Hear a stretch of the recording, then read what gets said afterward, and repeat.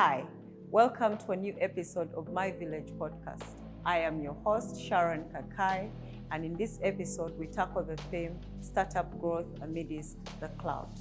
In this episode, we explore how startups navigate the challenges of maintaining genuine value-driven growth amidst the firm and superficial success metrics. We ask the question, how do startups stay on course to achieve their goals in the midst of this digital era that keeps evolving and moving fast? We are thrilled to welcome Martin Tumusime, a dynamic founder and CEO of YoWest, a technology-based waste management startup in Kampala, Uganda. For Martin, this entrepreneurial journey isn't just about managing waste, but creating an innovative solution in an industry that is critical to maintaining sustainability and public health.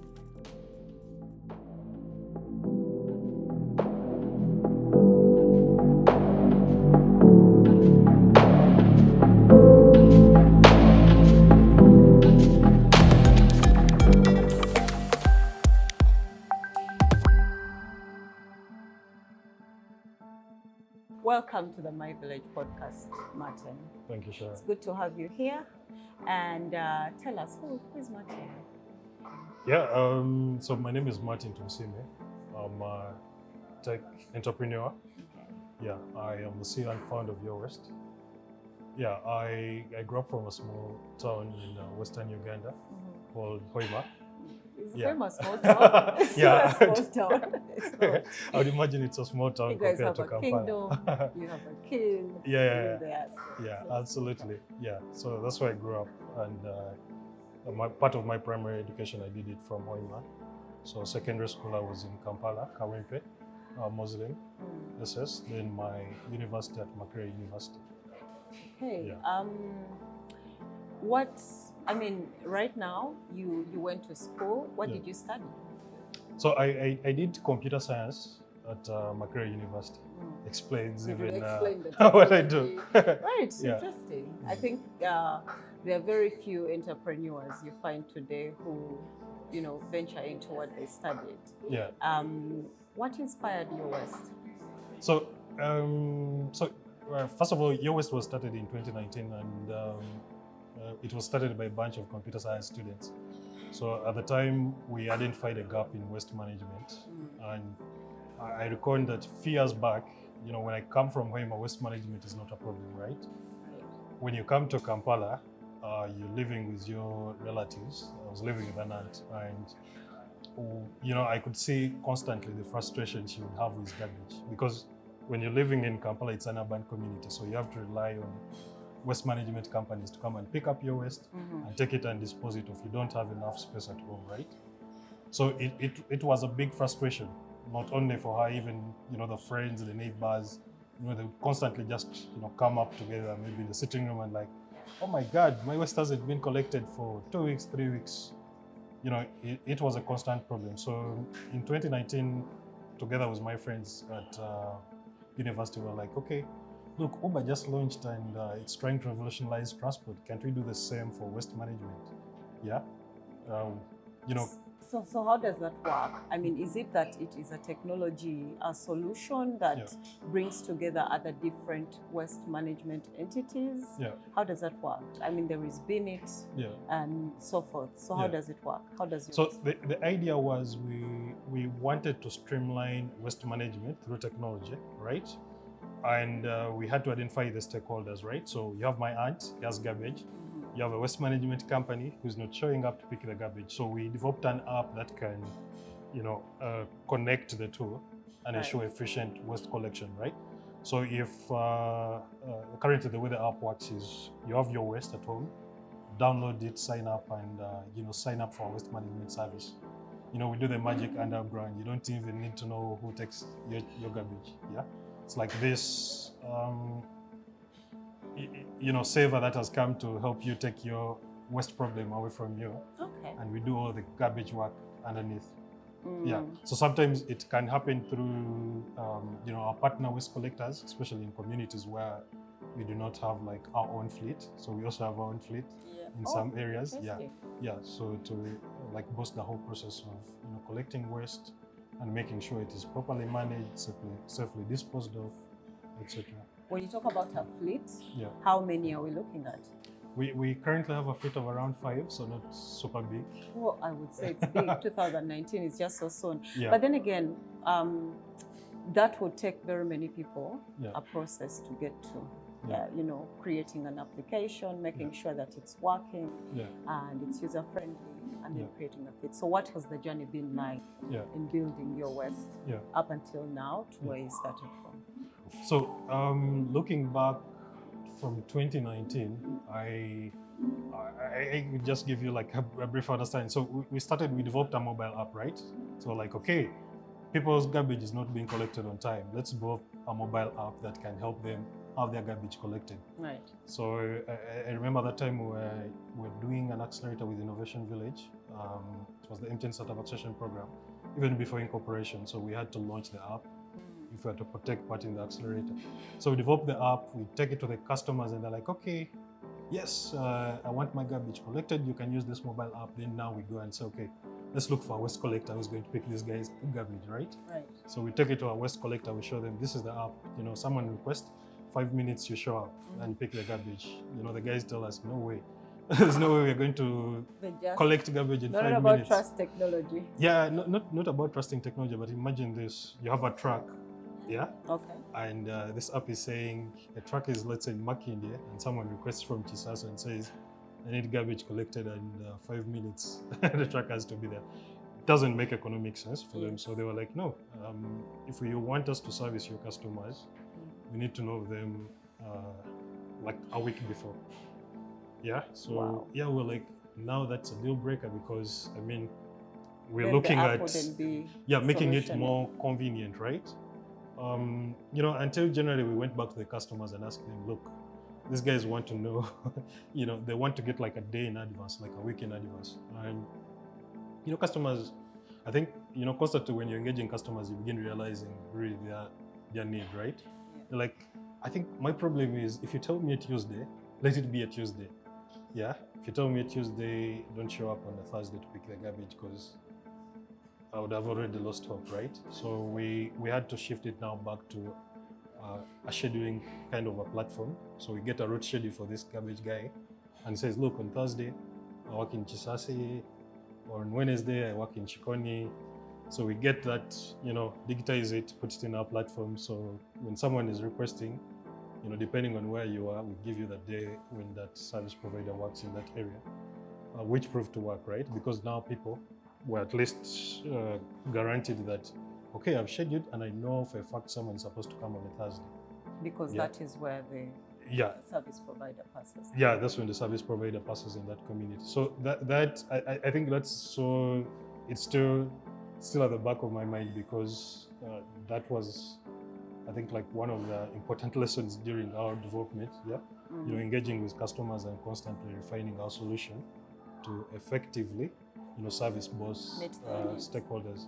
And what have the challenges been like? It can't have been easy for you to start something and learn on the go, because what you're talking about or what you were solutioning for is an immediate need, and very many people need it. Yeah, exactly. So what were the highs and the lows during this journey? The first challenge was we were computer scientists, right? So we had to learn a lot about waste management and business. We had to learn a lot about waste management and business. Waste management, how does it work? We occasionally live in a world where we don't really know what happens in waste management. As long as my waste is being taken, we don't know what happens underneath. So we had to learn a lot about, the pricing, how does etc. happen. So it was a learning curve.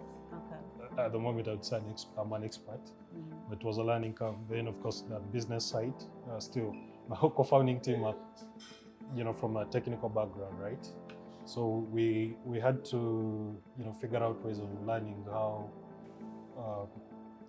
to figure out a business around this. We went into it as a research project, also, trying to solve a problem, but how do you make a living out of that? I think that was also one of constant.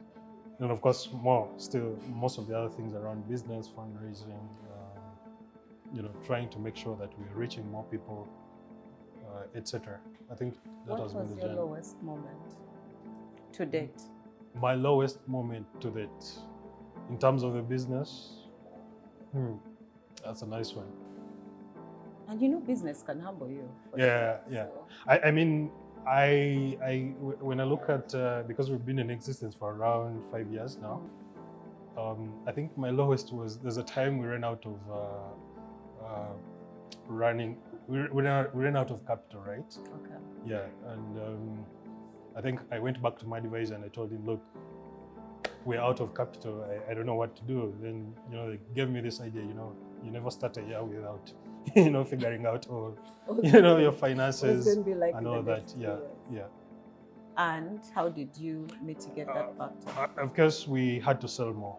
We were forced to sell more during that time. So it was because at that time we hadn't really broken even. So we had to, it was around 2022, at the start of 2022. So we had to go and sell, try to keep afloat, and of course raise, and try until we were able to hit our next, break-even milestone. Yeah, and I think from that point, I made it clear that every year when the year is starting, I have to make sure I have money to actually take me throughout the whole year without. Wow. Yeah. So I hear finance as Yeah. a challenge for Yeah. sure. I hear that you have now broken even. I hope that's where you're at right now. Yeah. What would you say your levels are at right now in terms of business? Yeah, I think in terms of our business, we currently at a point of just increasing our customer base. Yeah, so we constantly signing up more customers. I'd definitely say early stage of growing. So we're constantly trying to sign up more subscriptions who can use our mobile platform. Yeah, and that's what we're constantly doing. Okay, Martin, thank you so much. This was the first time I was hearing about Your West when my team was briefing me about this podcast. Yeah. And it's more apparent than ever. You do not need to have so much clout to be able to, create impact within our communities, but also to be sustainable as a business as long as you're solving for our communities. What's the experience been like? What's your experience been like trying to leave your head above, your objective, meeting your objective, turning this into a business, and also following the trends of making sure that you're well known as a business, because it could either make you or break you at the same time. Yeah, we take Your West as a serious business, so we need to build a profitable, sustainable business, and I think that's usually like the focus. So usually core to our business is customer service. Are we servicing our customers? Are we solving their pain points? Sales. Are we bringing on more customers to make sure that we're able to cover operating costs, but also pay back our shareholders, etc. I think usually that's where we put much of our priority and focus as a business. So usually we're in the circles of where we think our customers are. Maybe a homeowner or a business owner who has a location, a custodian of property managers and staff that need, waste management services. So we try to focus, because we have limited resources. We try to put them where we can actually be able to provide, value for the business, value for the customers constantly. I mean, one would say that social media, X space, for instance, would give you all the clout you're looking for. Yeah. Why have you chosen not to go that direction in terms of attracting more customers? We definitely use social media, and I would honestly say it's a very good platform for us. Of course, it is slightly expensive than the normal door-to-door, because if I need you to sign up for my service and you're in this particular area, why don't I definitely just come at your home and try to explain what we do and sign you up, right? Right. It's much more cheaper than social media. Yeah. Social media, we have used social media in a couple of instances, but we decided to double down on cost-effective ways of actually reaching our customers. Mainly it's door-to-door, kind of whatever, and word of mouth, of course.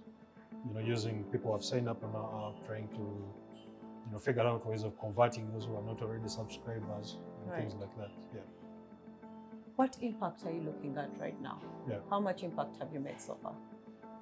Yeah, in terms of impact, Yoast currently services about 1,800, probably 1,900 subscriptions per month. Mm-hmm. Yeah, so those are people who are using our platform, to help them manage their waste, right? Right. Yeah. Generally, we see ourselves, of course, we started Yoast with a vision to build zero waste communities, waste-free communities, and of course, with advancements, we're seeing more need for circularity. Circularity is, instead of dumping waste in landfills, can we find meaningful ways of looking at waste as a resource? So we are constantly looking in those directions, right? How do we have more people, instead of dumping waste in the water channels or in the streets? Yeah, mm-hmm. Can they use your waste? And can we also help them effectively reduce their footprint on the environment, right? Naturally, in the business of impact, it means you would have encountered, different communities, homes that you would have made so much impact. And waste can be a hectic and tiresome thing. People are either falling sick or there is, diseases around and too much bacteria. Would you share anyone's story of a customer that you can identify whose life has changed because of your waste and the work that you do for them? Yeah. My very favorite, I would say, so far, impact in terms of customer that we have impacted the community. I would say Entebbe. Entebbe is a very interesting case for us because we started working in Entebbe in 2021. Mm-hmm. Yeah. I think probably that's when we ran out of cash because we had to diversify, have 2 different offices. It was a little bit crazy, but when we started working in Entebbe around 2021, the city had, was moving towards privatization of waste management in the community. Okay. Yeah. So Entebbe is about 16,000 homes in terms of size. Martin, you know your numbers.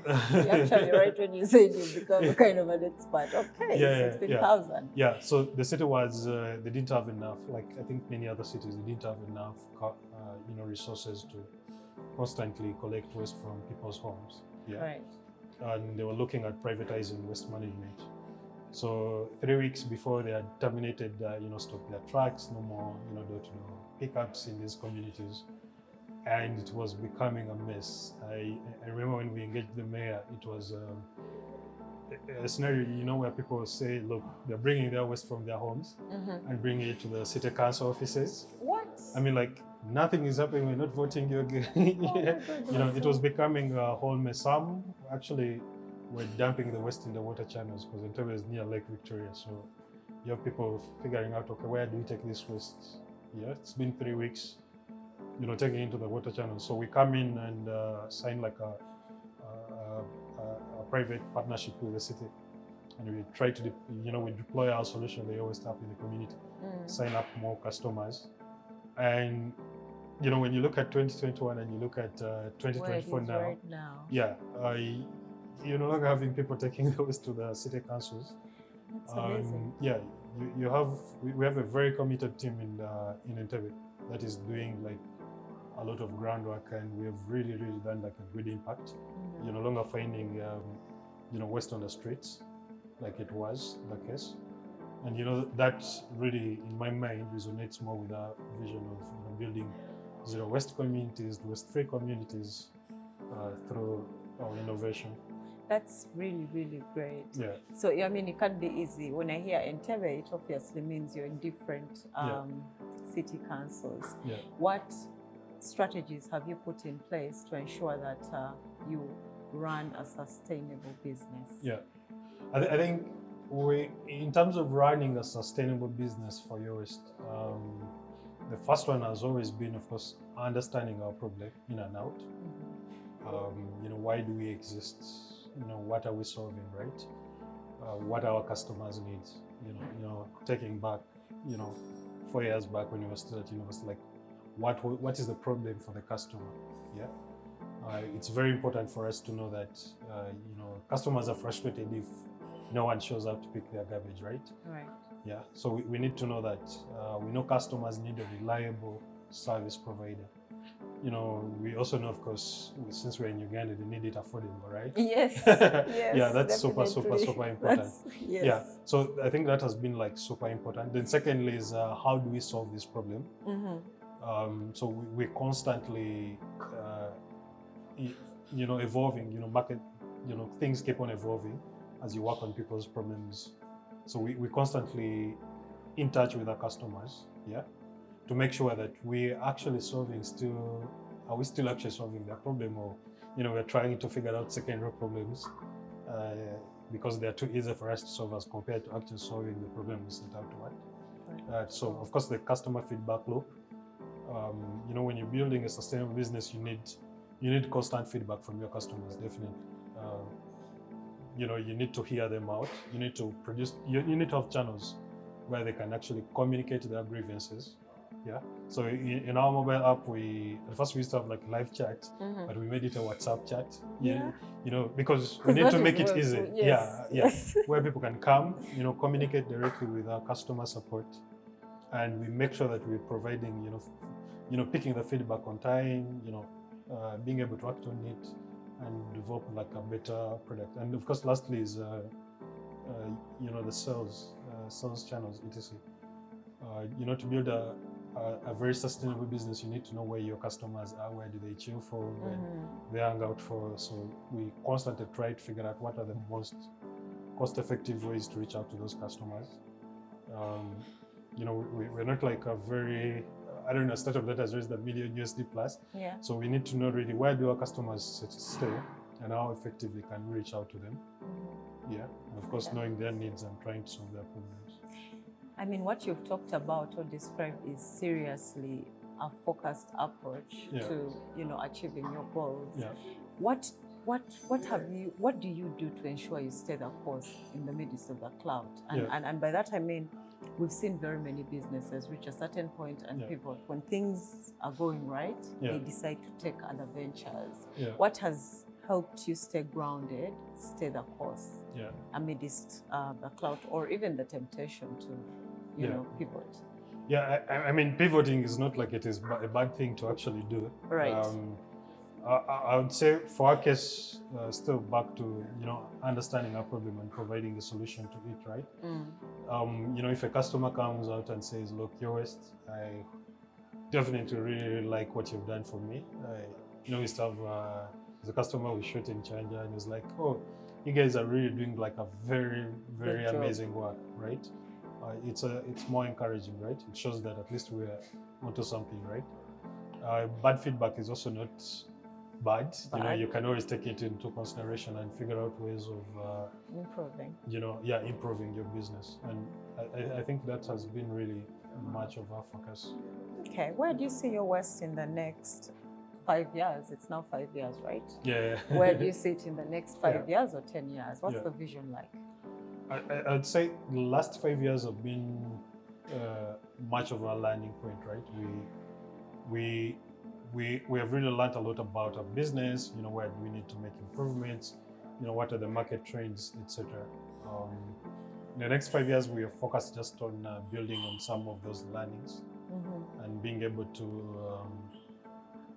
of course, as a business, we want to consolidate market share, which is probably imperative for every tech-based startup. We want to be like the de facto. Of course, not just the de facto as a business, but the de facto of guys who are providing, who are running such an industry here locally. Yeah. Within, cities in Uganda, probably even beyond, which is something we're also considering. So, generally, we see ourselves as those guys. When you talk of waste management and you think of guys who are doing it right, guys who are, innovation, guys who are, embracing circularity in terms of reducing our carbon footprint in terms of the waste management industry. You get to think of your waste, Okay. and that's where we want to position ourselves in the next 5 years. So where do you see yourself fit in all of this Yeah. waste management ecosystem? Where do you see your waste fit into all that management practices of waste within our community? Where do you see yourself going? Yeah, in terms of the waste management, where do we see ourselves fit? It's basically, the collection side is super important for us because we want it to be done right in our communities, and we want to introduce more innovations, right? And we see ourselves having much more impact in that value chain. Okay. Of course, also in the angle of recycling, we're more of a tech-based company, but we're also realizing there are gaps in our markets. When you go to, countries like, Kenya, you see there's a growing trend for recycling, which is probably non-existent locally here. So we see ourselves also having a major footprint in that segment. Yeah. Generally working with municipalities just in collections and recycling aspects specifically. Okay. And of course, we have a much more feel that we need to do this across sub-Saharan Africa. And it explains why we even take a tech-enabled approach because we want to do it,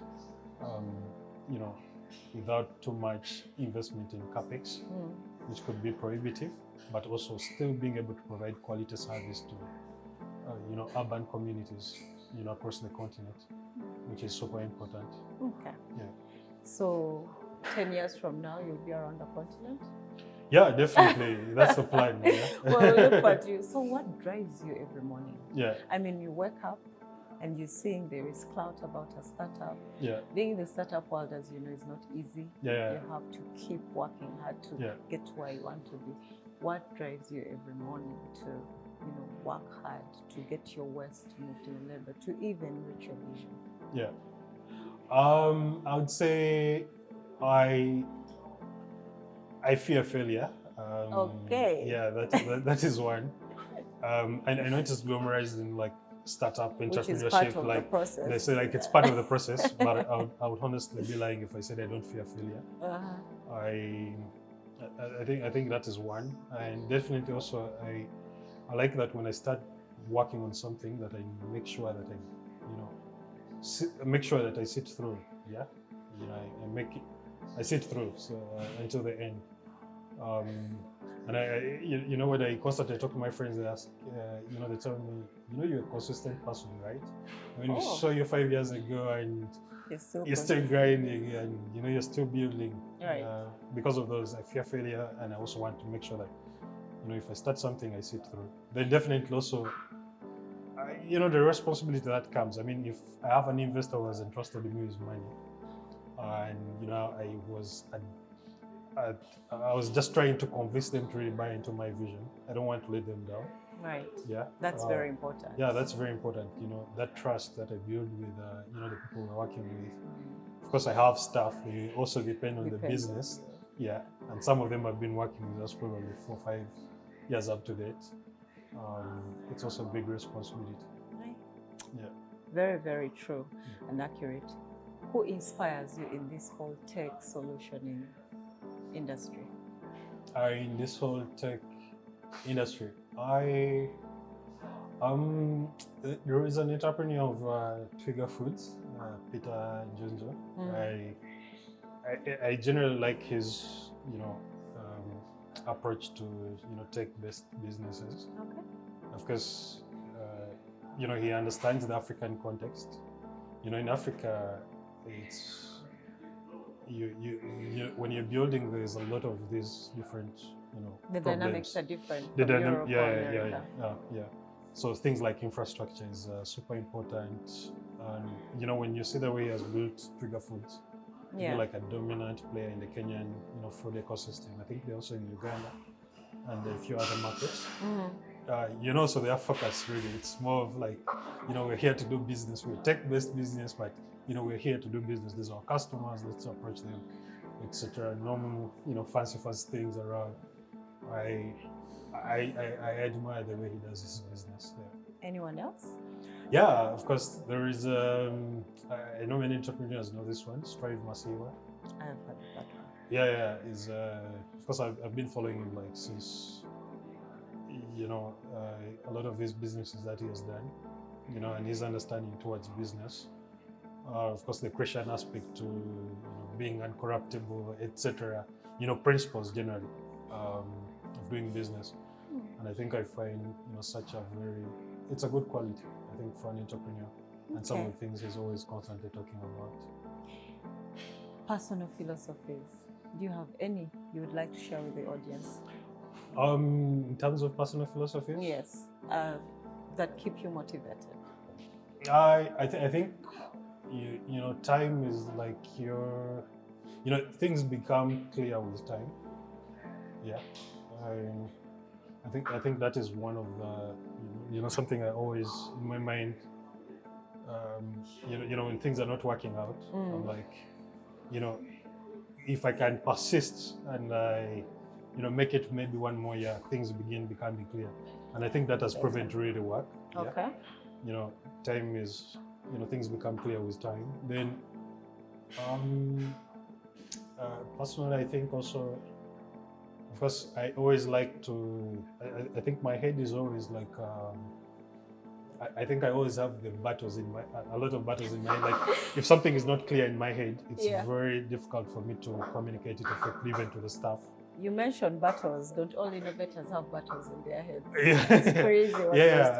I mean, you need to make sure. Now, for me, for example, I need my staff to be super aligned with executing, even though maybe I have reservations about the current strategy we are approaching.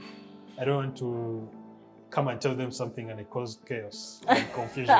But you guys always cause chaos from leadership. I constantly try as much as possible to have that in my mind, right? Yeah. I don't want them to have the case. Yesterday I told them, look, you're supposed to do A, B, C, D, then maybe along sleeping at night and thinking through it. I'm like, is this right or not?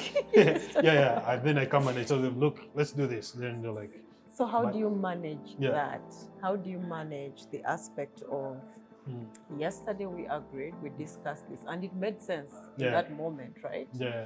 But now you go take a nap, and then you're like, nah, that's not the thing. So how do you navigate that, and how do you approach your team? I first constantly seek clarity in my mind. Like I said, like something has to be super clear in my mind. Even when I come in a meeting and maybe I won't just say, this is the way to go.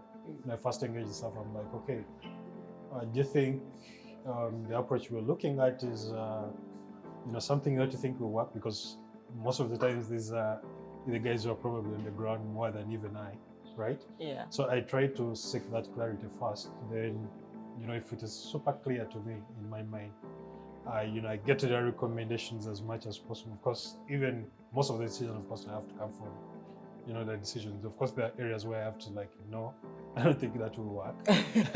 Yeah, sometimes it can be wrong, sometimes it can be right.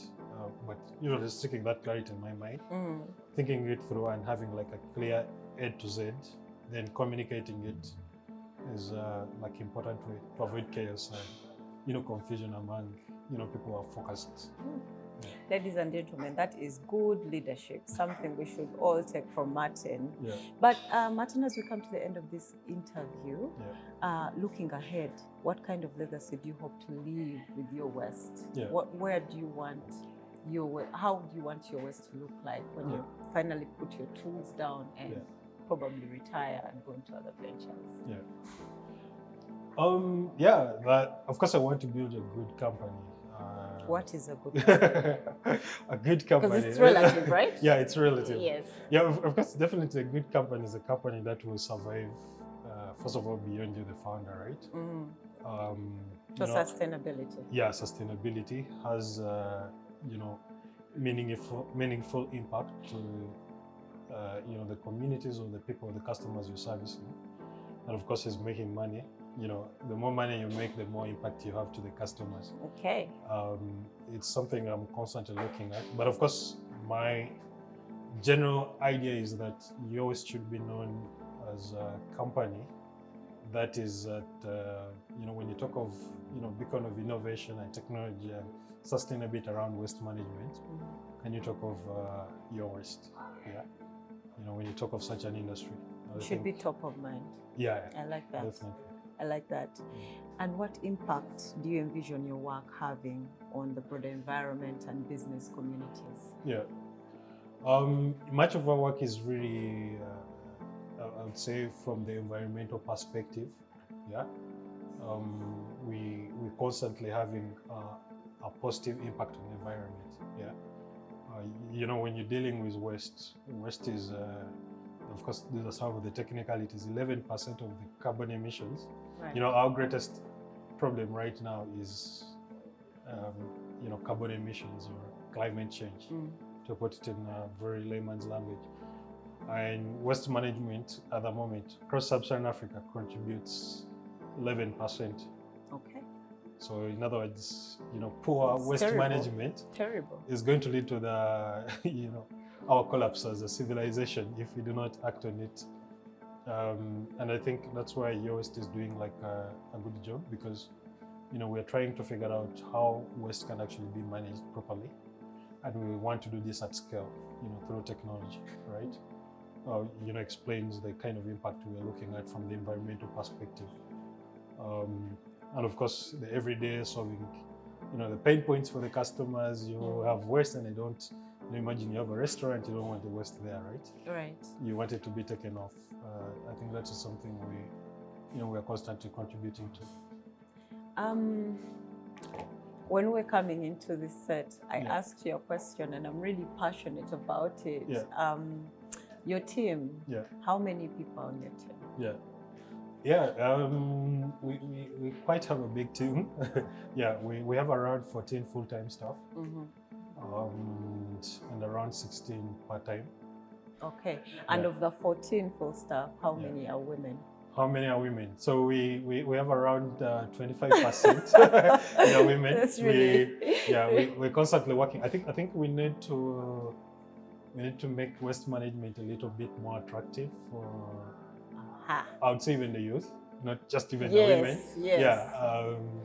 Because that's the future of work. That's where opportunities are. Yeah, absolutely. I think some of my interesting employees, like we have people who work on like the trucks we have, the supervisors are women. Really? Yeah, and it's so encouraging. They have it, ladies, there's opportunity right there. Yeah, they're taking up a mantle in that regard. I don't know, in the future we probably shall have female drivers. Yeah. Those are the things we want to hear. Yeah, I think that is also super important. Yeah, definitely. I have a co-founder is also female.